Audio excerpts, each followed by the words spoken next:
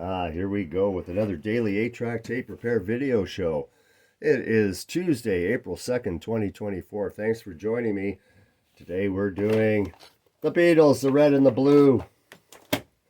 The Beatles, Red and Blue. 62 to 66.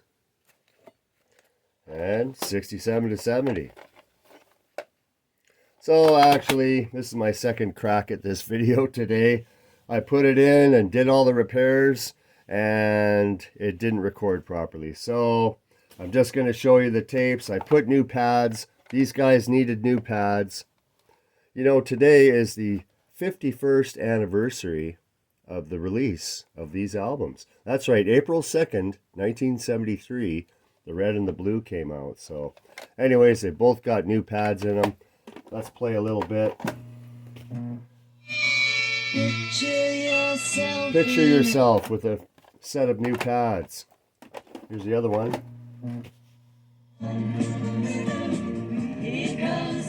Here comes the sun. All right, they're fixed.